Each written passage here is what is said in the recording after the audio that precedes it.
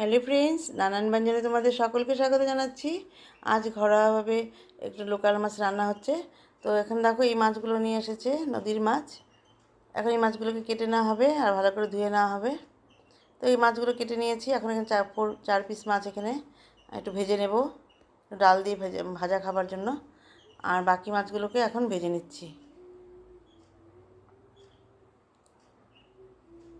4 piece মাছ এখানে ভাজা হবে।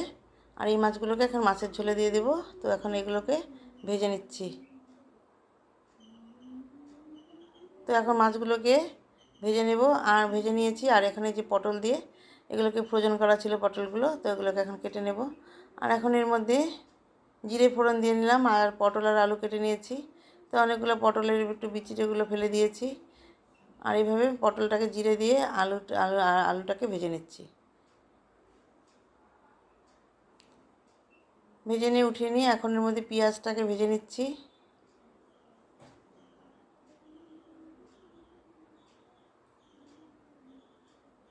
এখন এখানে কাঁচা লঙ্কার পেস্ট দিয়ে দিলাম। কাঁচা লঙ্কার পেস্টটাকে ভালো করে ভেজে নিচ্ছি। দিয়ে এখন এর মধ্যে পেঁয়াজের পেস্টটা দিয়ে দিলাম। পেঁয়াজের পেস্টটাকে দিয়ে এখন ভালো করে ভাজা ভাজা করে নেব।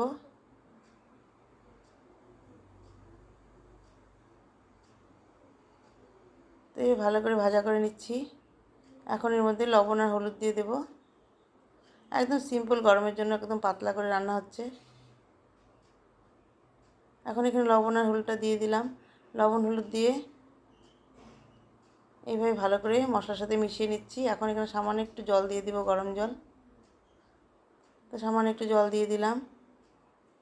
জল দিয়ে ভালো করে মশলাটাকে মিশিয়ে নিচ্ছি। এখন এর মধ্যে জিরের গুঁড়ো দিয়ে দেব।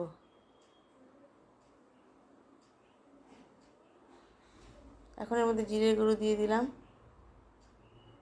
দিয়ে এখন মশলাটাকে ভালো করে মিশিয়ে নিচ্ছি।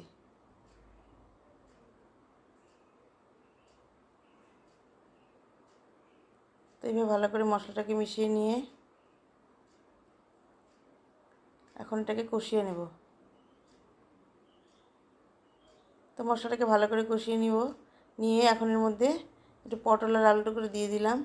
দিয়ে এখন এর মধ্যে মশলার সাথে মিশিয়ে নিয়ে একদম শুকনো শুকনো করে নিচ্ছি।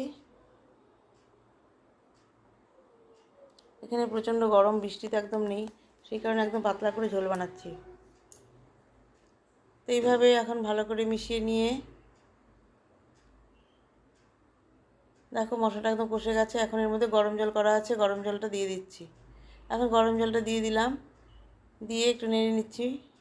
নেড়ে নিয়ে দেখো রঙটা একদম গ্রিন কালার হয়েছে, যেহেতু কাঁচা লঙ্কার ঝোল। তো এখন এর মধ্যে মাছগুলোকে দিয়ে দেব।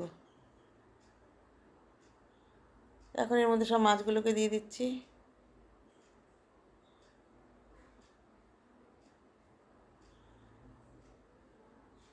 সব মাছগুলোকে দিয়ে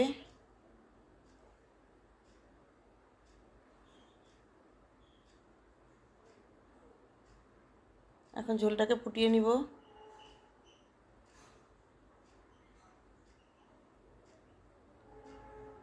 এখন একটু ঢেকে দিলাম যাতে একটু ফুটে যায় তাড়াতাড়ি।